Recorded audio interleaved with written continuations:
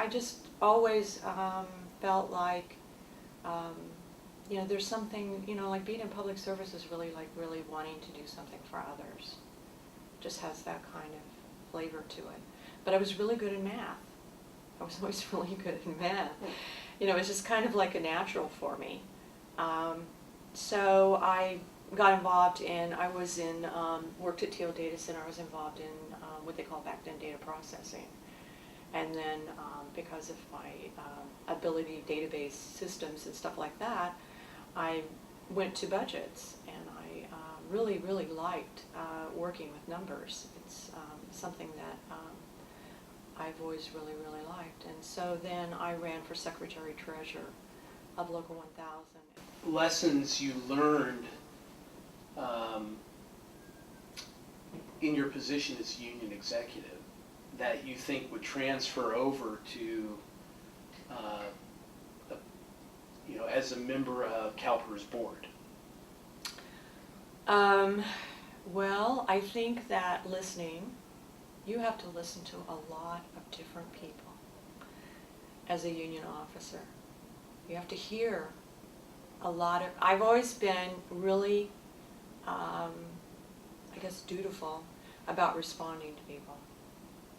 You know, every phone call answering it, you know, every email trying to answer it. And if you don't, you can really lose touch. You know, that's the one thing that I think is critical, is that you can't get so full of yourself that you forget that you're just a representative of people who elected you. And so I think that's one thing. I've had some very, very tough elections. I mean, I think there's a lot of controversy. And in the period of time that I was an officer, I wanted to see change. You know, I led a reform movement for 12 years. So I've seen the fruits of some of those efforts, you know, because we do have an organization today that can make decisions for the rank and file in a way that I think they should. So I feel really, I don't know, I feel good about it, I guess. You know, I had that opportunity to be in that situation. I think on the CalPERS board right now, they're going through a transition where they're probably going to be looking at people being more responsible to the members, and some of the heyday of making a lot of money and wining and dining and going on a lot of trips, I think people are going to be scrutinized about that. You know Ken Hamidi? Yes. How do you know him? Well, he ran for president of Local 1000 in the last election. And he had a organization, you know, he was at several meetings that I've attended. Have you ever had any kind of working or a personal relationship with him? No, he's always been in a situation where he was kind of attacking the organization. You know, his, and using kind of like, you know, trying to provoke people. At a recent meeting that I understand was, it was on SEIU property here in Sacramento. There was a meeting, I guess, involving your organization. It was a campaign get-together, from what I understand, on November 5th. Is that? No, it was. What was that? Well, it was Local 1000 putting a communication piece out to its own members. And that through was a flyer. And you it know, was, and that was communicating something about your campaign. Is that accurate? Yeah, I guess so. Yes, it would be not exactly about my campaign, but about them communicating to Local 1000 members about voting for me. Their support through a flyer. Right. But as far as the rest of my campaign, there was no communication about that. I gotcha. And Mr. Hamidi showed up, I guess, with an associate and a video camera. You were there, from what I understand? You were not there. One of the things that Mr. Hamidi has alleged after this altercation, and it's not clear yet who instigated it and what went on. I guess there has been a police report filed. It's been forwarded to the district attorney, and as of yesterday, when I called the police and the district attorney, there had been no decision made yet as to whether any charges would be brought against anybody.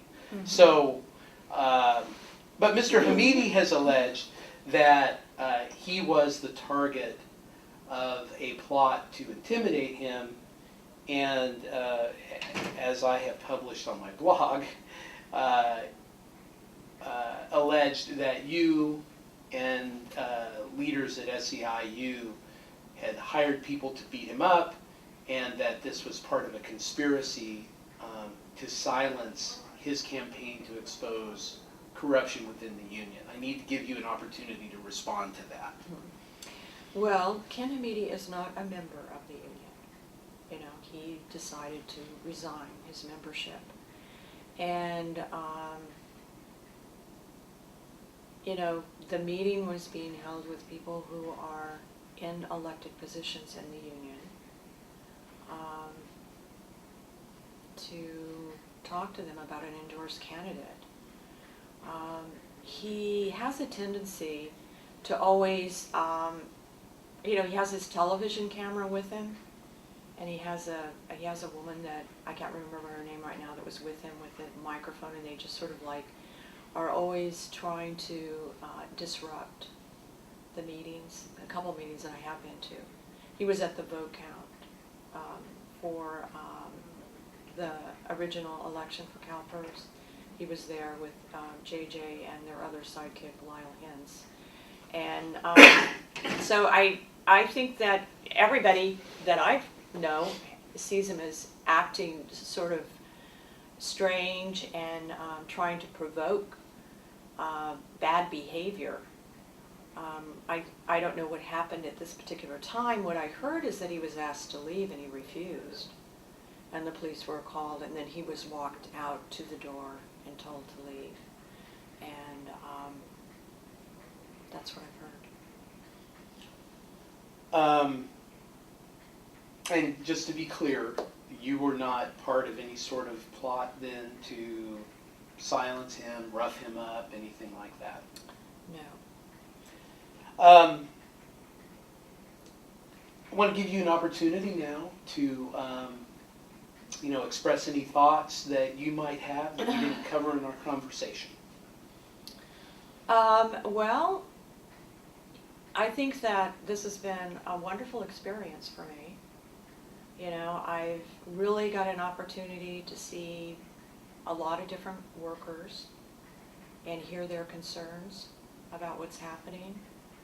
And, you know, I think that most state workers, you know, and I've been to cities and counties too, but primarily state workers are, you know, they're concerned about what's happening. You know, they're very concerned because their workload's gone up, right? A lot of times they don't understand, well, why am I have 3 furlough days and my department is federally funded and we're working overtime on the weekends? So I think just being out there, you know, and hearing what other people think was really important.